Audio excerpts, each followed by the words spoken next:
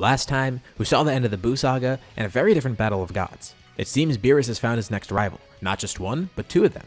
Now with Beerus as part of the story, what's going to happen from here on out? We'll be seeing all that and more in this part 10 of What If Bardock Raised Kakarot.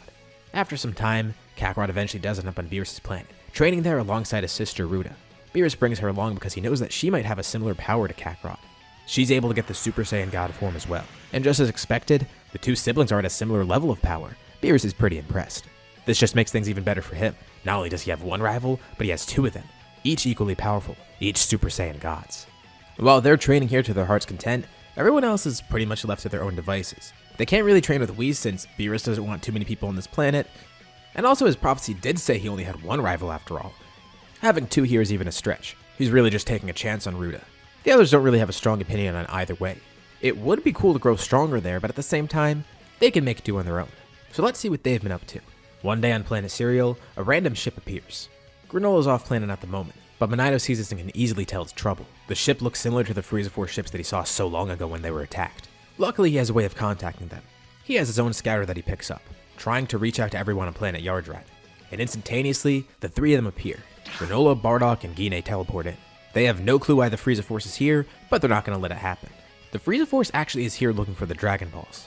They're planning to revive Frieza, but nothing ends up happening because they're stopped pretty much as quickly as they arrived on the planet. And even if more of them show up, it's not really a problem. Granola can use instant transmission now, meaning the three of them can just teleport wherever they need to be. So they're able to thwart off the Frieza Force, and Frieza never gets revived. But this encounter does lead to something interesting. There are some scraps of the Frieza Force left. And they encounter someone out in space, someone who seems to be searching for the Dragon Balls himself. Actually, he's looking for something called the Super Dragon Balls, but any Dragon Balls will do. And he's able to pry some info out of the Frieza Force before destroying whatever scraps were made. Seems like he has to go to some planet called Cereal. And not long after the Frieza Force arrives on that planet, a pillar of light appears from the sky as two people then appear there. They look kinda similar to Beerus and Whis, but it's clearly not them. The one who looks like Beerus is a little bit bigger and is wearing a different outfit, while the one who looks like Whis also has a different outfit, and is a woman. The Beerus looking one steps up to Granola, wondering if he knows anything about the Dragon Balls, or even better, the Super Dragon Balls. And Granola's immediately on guard, but he doesn't do anything because he can tell that this guy's probably the same ranking as Beerus. Is there another god of destruction? He thought there was only one per universe.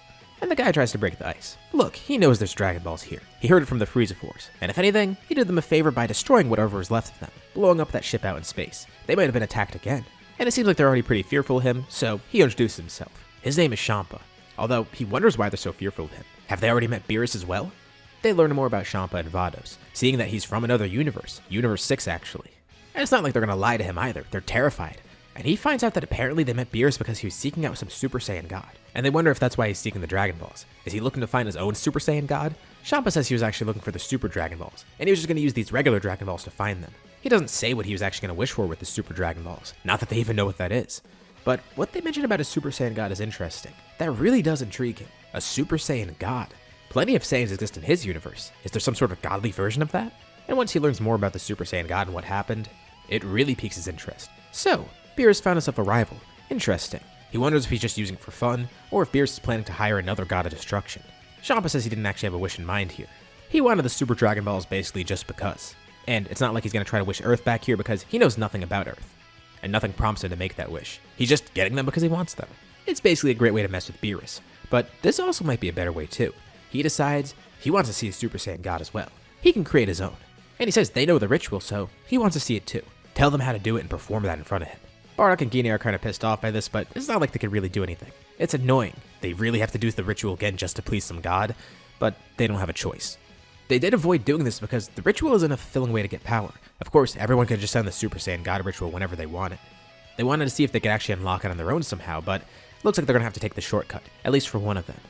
They can't contact Kakarot and Ruta either because, first of all, they're way too far away, and also, Champa doesn't want Beerus knowing. They're able to bring Raditz in with his crew, and thankfully they have just the right amount of Saiyans. There's 6 of them. That's a relief for Champa because he didn't want to have to bring in the other 2. He wants to do this under Beerus' nose. They're all caught up to speed, and also equally as annoyed as Bardock and Gine, with Granola and Monito just kinda sitting there the whole time. Granola wonders why he had to get roped into this, but Monito reminds him, he was the one who tried to fight the Saiyans in the first place after all. It seems like their life is his life now. Well, dealing with their shenanigans is better than being with the Heaters, and at least he doesn't really have any involvement here. Bardock decides he'll be the one to take the ritual, and no one really has any qualms against it. So, they perform the same exact ritual, but on Bardock this time. And Bardock's kind of blown away by the power. It's intense. It's a completely different type of energy than what he's used to. No wonder why he couldn't sense Kakarot's energy before when he first transformed. And Champa's delighted. Wow, he really does seem strong. And Bardock wonders if Champa's trying to fight, but he doesn't really want to. And they're starting to see that he's actually a lot more lazy than Beerus is, and is really doing this to just mess with him. Although it is interesting. Maybe if he can get a Super Saiyan God to be really strong, then he can use that Super Saiyan God as a rival, the perfect training partner to make him stronger. This way, he can surpass Beerus, and more importantly, he could lose some weight because he is trying to do that. Vados thinks this will be the perfect motivator for him. It'll help him grow stronger, and help him burn off some calories really easily. And he asks Bardock, does he want to be his student in Universe 6? And before Bardock can even respond, 4 people appeared at thin air, as Ruda and Kakarot teleport in with Whis and Beerus. Beerus is clearly not happy at the moment. Does Champa think he's an idiot? Obviously he's going to sense that godly energy from so far away. Oh yeah, Champa didn't even really think about that. And Beerus asks why he's even here in the first place. Why is he with the Saiyans? And why did he make a Super Saiyan God? The two start bickering, and now the rest of the Saiyans kind of see how Granola's been feeling. How did they get roped into this? The twins start fighting, and it's very brief, but they display a lot of power. Thankfully, Whis and Vados stop them, leaving everyone else terrified at the power they just displayed, with part of the ground basically turned into purple lava being destroyed by the force of their attacks. They're lucky the entirety of Planet Cereal wasn't just eliminated by that. Well, Champa says it's fine. He'll just create his own Super Saiyan God. He goes back to his universe. And Beerus has kind of calmed down a bit, but is still pretty heated. Although, he is interested to see that there's another Super Saiyan God. Bardock isn't really too thrilled right now. You know, the way he got the form wasn't really how he imagined. And he's surprised Beerus even cares because he didn't want any more Super Saiyan Gods. But Beerus says he's kind of changed his mind, mainly because now he really wants to make sure that Champa doesn't steal any of these Saiyans from him, so he needs to keep them under a close watch, even if that means inviting more of them to his planet. And luckily everyone's here at the moment, so this makes things easier. He tells them as God of Destruction, he commands them to come to his planet. Everyone here must go with them. Monado thankfully was able to slip away. This is a little too much for him, but Whis then forms a barrier around everybody as they then fly up into space. And Monado realizes, oh crap, he brought Granola along with him. And of course Granola is there along for the ride, wondering how he got roped into this accidentally. Beerus clearly panicked and didn't realize he took an extra person with him. He nudges Bardock and asks what he's supposed to do. And this just makes Bardock even more concerned. Great, how's Beerus going to react when he realizes there's a stowaway? But Granola says it's not his fault. Bardock's just freaking him out now. The others don't even realize he's there at the moment.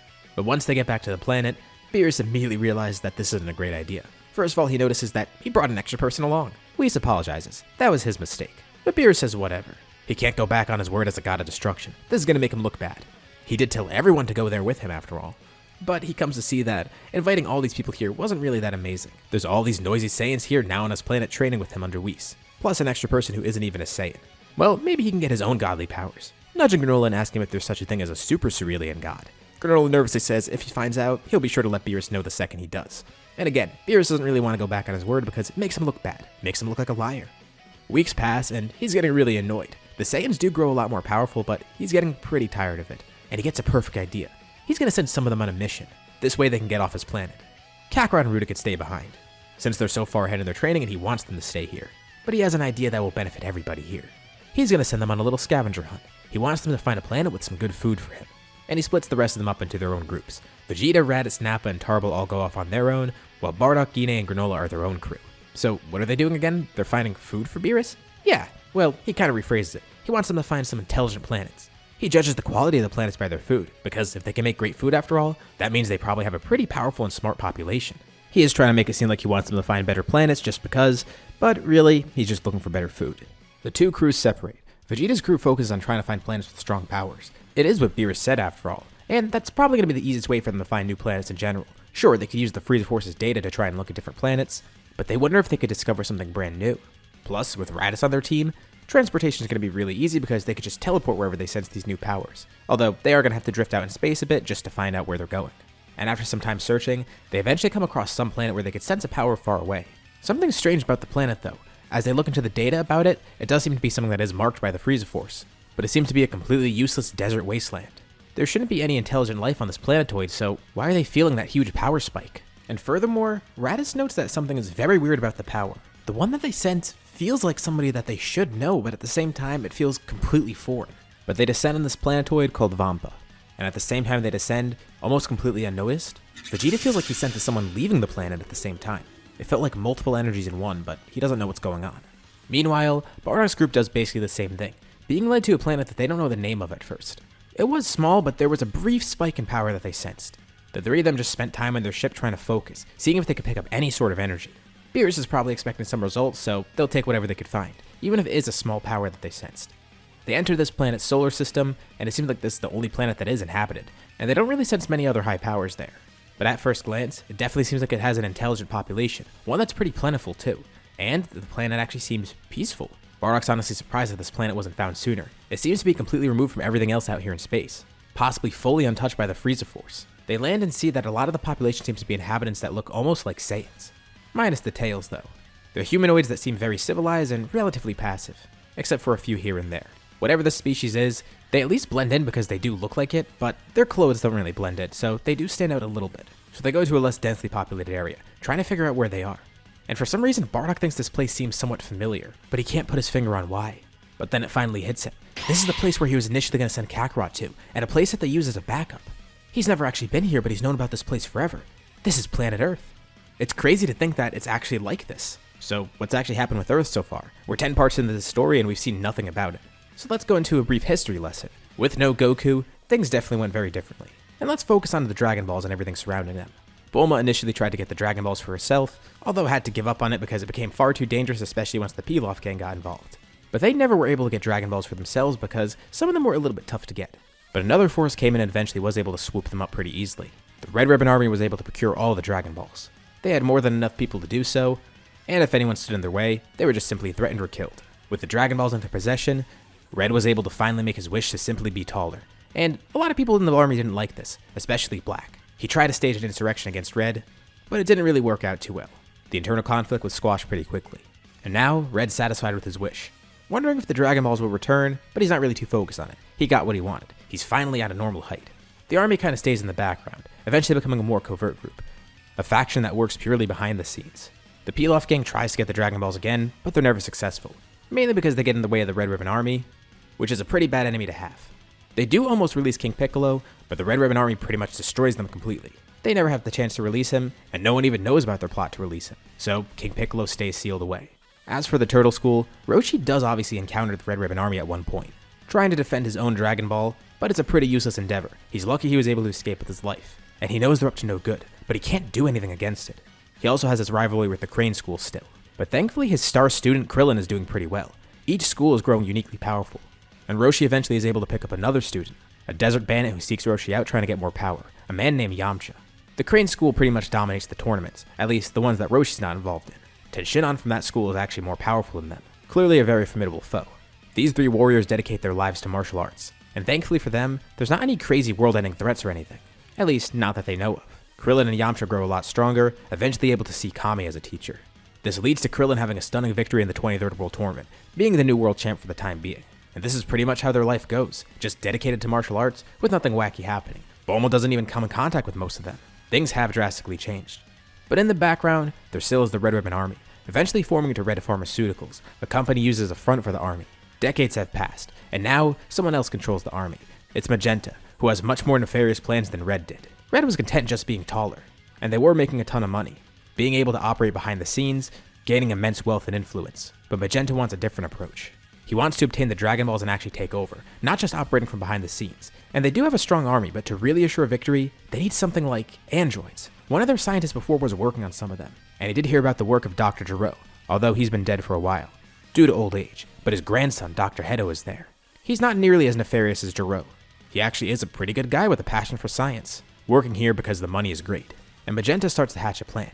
Maybe he could use this doctor to put his plans into motion. And that leads us to where we are today, when Bardock, Gine, and Granola arrive on the planet, wondering what awaits them here. As they venture out, Kakarot and Ruda train away on Beerus' planet, while Vegeta's group lands on Vampa. This is where we'll leave off for now. What'd you guys think about this part? And what's gonna happen next? Leave your thoughts and suggestions in the comments below. I'd love to see what you guys think. As usual, if you liked the video, be sure to drop a like and subscribe if you haven't already, especially if you want to see more parts of the series, or if you just want to help out the channel in general. Anyways, thank you all for watching, and I'll see you all in my next video.